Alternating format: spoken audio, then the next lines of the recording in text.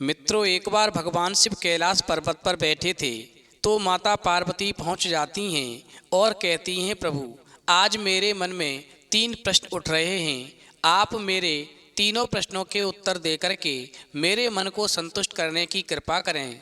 फिर भगवान शिव कहते हैं, पार्वती ठीक है, तुम अपने तीनों प्रश्न बताओ, मैं तुम्हें तुम्हारे तीनों प्रश्नों के उत्तर देकर के तुम्हें संतुष्ट करने का पूरा प्रयास करूंगा।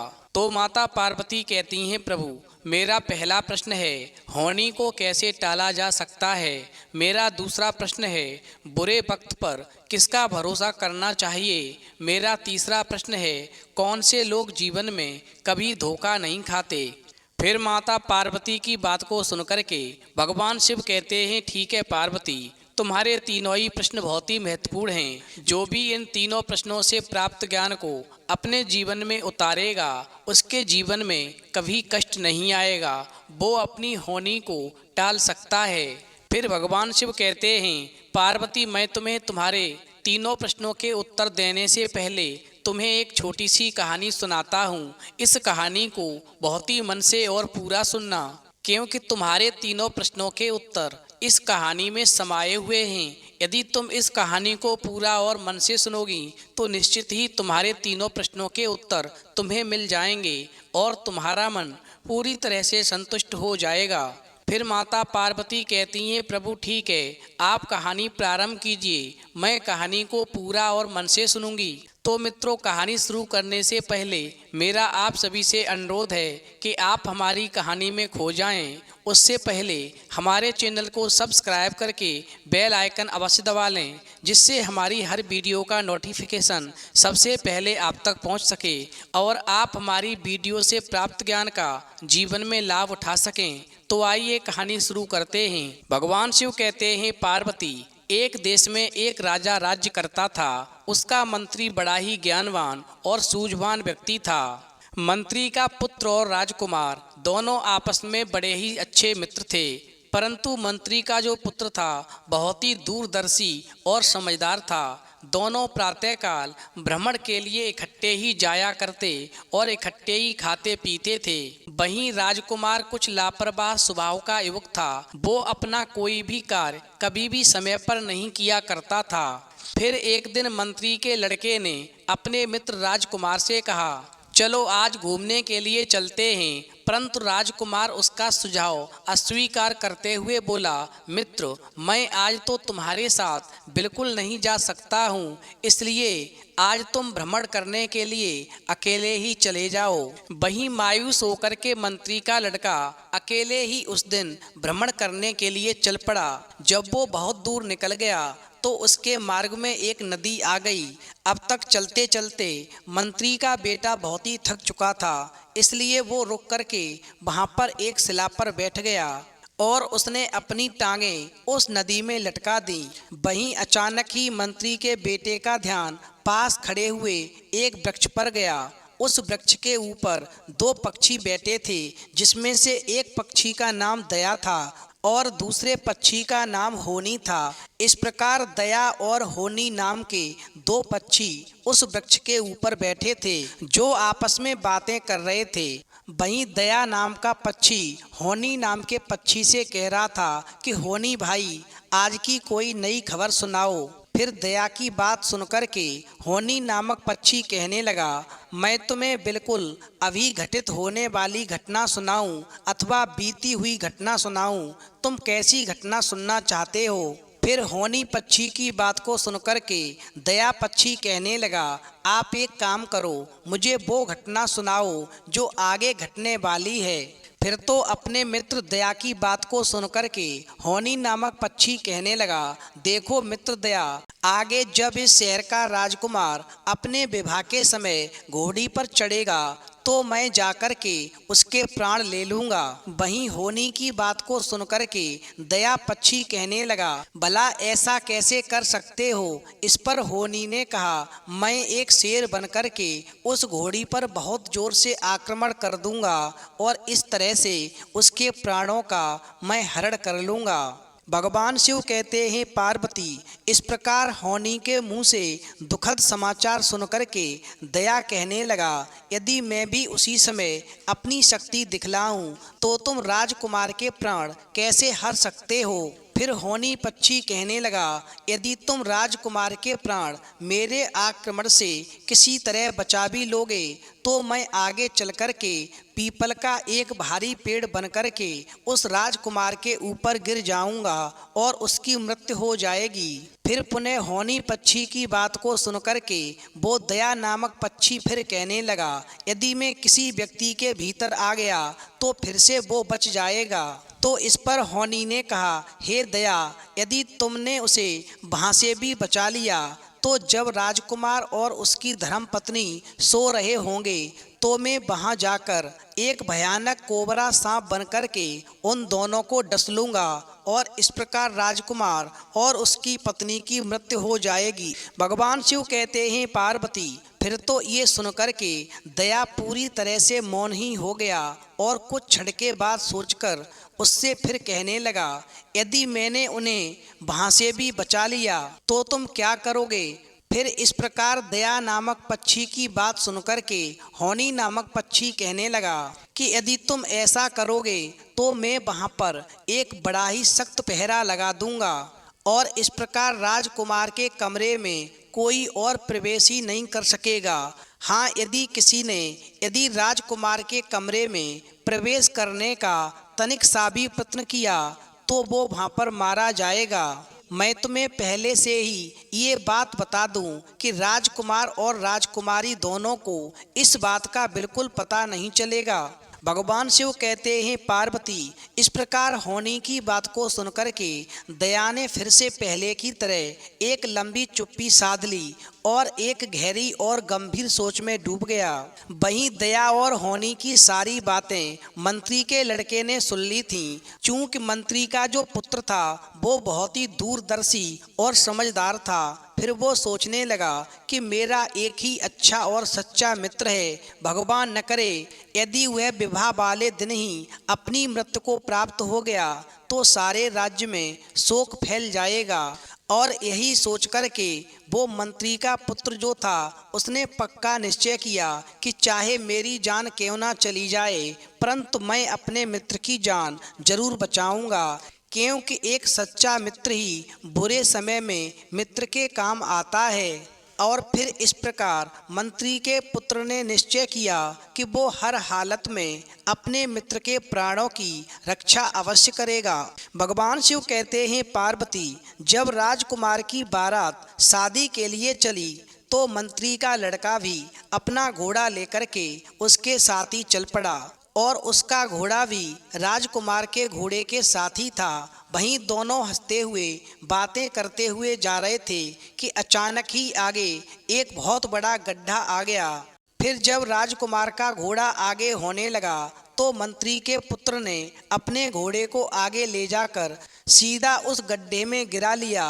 वहाँ वास्तव में पहले से ही एक शेर छिपा हुआ बैठा था। शेर ने जोर से एक दहाड़ मारी और उस पर बड़े जोर से आक्रमण कर दिया, परंतु मंत्री का पुत्र तो पहले से ही तैयार था और उसे मालूम था कि वो होनी नामक पक्षी शेर का रूप रख कर के राजकुमार पर आक्रमण करेगा और उसे मौत के घाट उतार देगा। इसलिए मंत्री का पुत्र जो था वो पहले से ही सचेत था और उसने तलवार निकाल ली और अपनी तलवार निकाल कर के झट से शेर के टुकड़े टुकड़े कर दिए। भगवान शिव कहते हैं पार्वती, फिर तो ऐसा दृश्य देख कर के राजकुमार जो था मंत्री के उस पुत्र पर बहुत ही क्रोधित हो गया। उसने कहा, तुमने आज बहुत बड़ी गलती की है। आज तुमने मेरे शिकार को मार डाला है। और फिर ऐसा सुनकर के मंत्री के पुत्र ने कहा, मित्र कोई बात नहीं, शिकार कोई तो मारना था, तुमने मार दिया या मैंने मार दिया, बात तो एक ही है, क्योंकि हम दोनों सच्चे मित्र हैं। हम दोनों में भला कैसा अंतर है। और फिर ऐसा कहकर के मंत्री के बेटे ने शिकार मारने वाली बात को हंसी में उड़ा दिया। और उसके बाद राजकुमार की बारात धूमधाम से पहले की तरह आगे चल पड़ी। वहीं जब बारात आगे पीपल के एक बड़े से पेड़ के पास पहुंची तो मंत्री के पुत्र ने अपना घोड़ा राजकुमार के घोड़े से आगे कर लिया। इसके साथ ही उसने राजकुमार के घोड़े की लगाम अपने हाथों में ही संभाल ली और वहां से उसे आगे ले गया। वहीं उस पीपल के वृक्ष के आगे से निकलते ही उसका घोड़ा धरती पर औंधे मुंह गिर पड़ा। वहीं राजकुमार तो पहले से ही उसके प्रति क्रोध में था, अब उसे और अधिक क्रोध आ गया। तो राजकुमार सोचने लगा कि इसने फिर मेरी बेइज्जती कर दी है। वहीं राजकुमार ने ये तो नहीं देखा कि पीपल का वृक्ष गिर गया है। यदि वो वहां से गुजरता तो उसके नीचे दबकर मर ही जाता। मगर राजकुमार जो था अपने मित्र पर बहुत ही क्रोधित हो रहा था। फिर भी राजकुमार विवाह का शुभ अवसर देख करके अंदर ही अंदर अपने क्रोध को पी गया और उसने अपने मित्र मंत्री के बेटे से कुछ भी नहीं कहा। भगवान शिव कहते हैं पार्वती, वहीं जब विवाह की सभी रस्में जैसे तैसे पूरी हो गईं, तब राजकुमार और उसकी नई नवेली वधू को महल में एक बहुत ही सुंदर कमरे में सोने के लिए भेजा गया।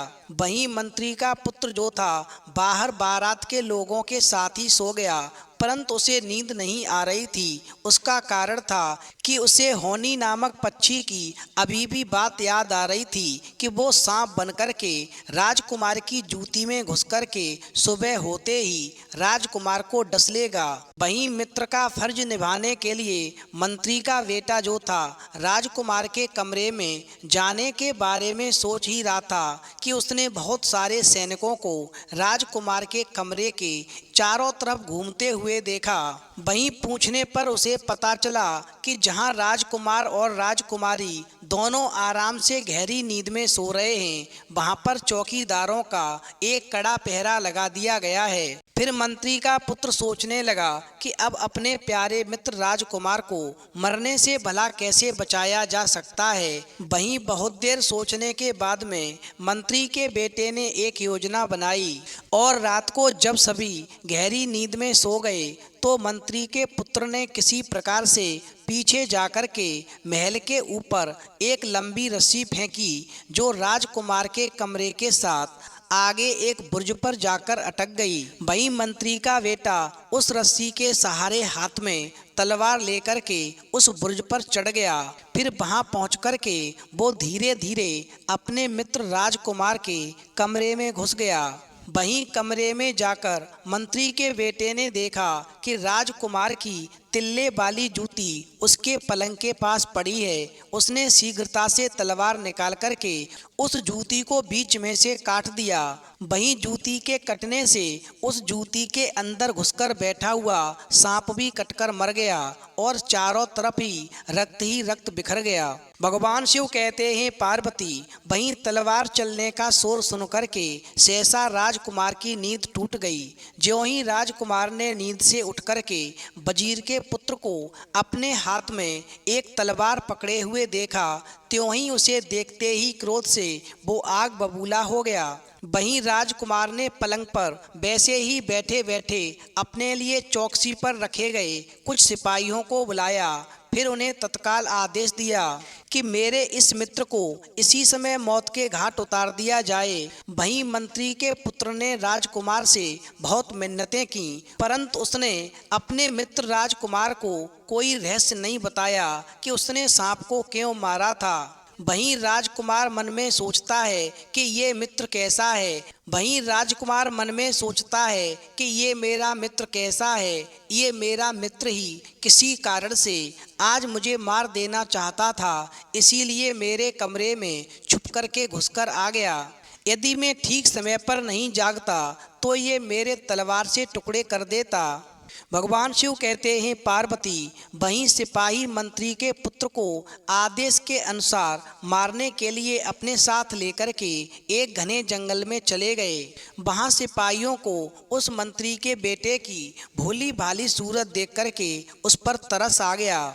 इसके साथ ही मंत्री के बेटे की राज्य के प्रति उसकी ईमानदारी का स्मरण करके सिपाहियों ने मंत्री के बेटे की केवल एक अंगुली काट ली और उसे जीवित छोड़ दिया, क्योंकि सिपाही जानते थे ये बहुत ही वफादार व्यक्ति है, जरूर राजकुमार को कुछ गलत फहमी हुई है। वहीं सुबह होते ही सिपाहियों ने उसकी कटी हुई उंगली ही राजकुमार के आगे प्रस्तुत कर दी और उससे हाथ जोड़कर कहा, महाराज, अभी हम लोगों ने उस मंत्री के बेटे की एक ही उंगली काटी थी कि वहाँ पर मधुमक्खियों ने बड़ा भयानक आक्रमण कर दिया, जिससे मंत्री का पुत्र वहाँ पर उस मौके का लाभ उठाकर भाग गया और हम उसे मार नहीं सके। फिर तो सिपाहियों की बात को सुनकर के राजकुमार को बहुत क्रोध आ गया कि मुझे मारने वाला इस तरह से अवसर का लाभ उठाकर कहीं भाग गया है, परंतु फिर भी उस समय पर वो अपने क्रोध को अंदर ही अंदर पी गया। भगवान शिव कहते हैं, पार्वती, वहीं जब राजकुमार पलंग से उठता है तो जूती पहनते समय उसने देखा कि जूती तो कटी हुई है और उसके पास ही मृत अवस्था में एक सांप पड़ा हुआ है। इस बात का अभी तक किसी को कोई पता नहीं था। फिर तो ऐसा देख कर के राजकुमार बहुत ही हैरान हो गया और उसने सिपाहियों से पूछा, मुझे ये बताओ कि ये सर्प किसने मारा है। वहीं सभी सिपाहियों ने कहा, ये बात तो हमें भी ज्ञात नहीं है। तभी राजकुमार ने मन ही मन में सोचा कि ये सांप तो निश्चित ही मंत्री के पुत्र अर्थात मेरे मित्र के हाथों से ही मरा है। वो अवश्य मेरी जान बचाने के लिए आया था और मैंने उसको मरवाने का आदेश दे दिया, परंतु एक बात समझ नहीं आई, ये सांप मेरे कमरे में आखिरकार आया कैसे। भगवान शिव कहते हैं, पार्वती, वहीं उस राजकुमार को धीरे धीरे पिछली घटनाएं भी याद आने लगीं कि मंत्री के बेटे ने पहले शेर से और फिर पीपल के गिरने से भी मेरे प्राणों की रक्षा की है और अब भी तीसरी बार उसने मेरी जान बचाई है, परंतु अब व्यर्थी पछतावा करने से क्या हो सकता था।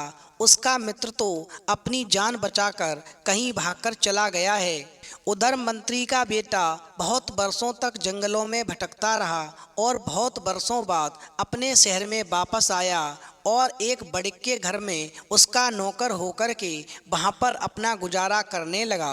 इधर राजा और मंत्री दोनों बूढ़े हो गए तो राजा ने मंत्री से सलाह मशवरा किया कि अब वो सारा राज्य राजकुमार को ही सौंप देगा। वहीं उस समय पर शत्रु राजाओं द्वारा उन्हें जान से मार देने की धमकियां भी दी जा रही थीं। इसी समय राजकुमार ने सोचा, यदि इस समय मेरा मित्र मेरे साथ होता तो बहुत ही अच्छा होता, और सोचते सोचते उसको एक उपाय सूझा कि यदि सभी घरों में बकरी का एक बच्चा दे दिया जाए और प्रजा से ये कह दिया जाए कि ये बच्चा 2 सप्ताह बीतने के बाद आप सभी से वापस लिया जाएगा, परंतु इस बात का ध्यान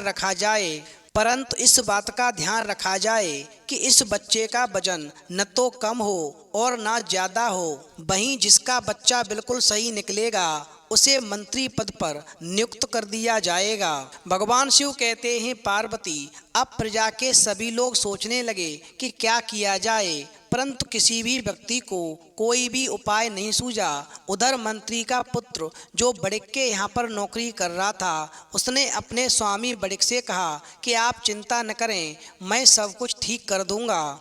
और फिर मंत्री के पुत्र ने बकरी के बच्चे को लिया और साथ ही एक शेर के पास ले जाकर थोड़े फासले से उसके साथ में बांध दिया।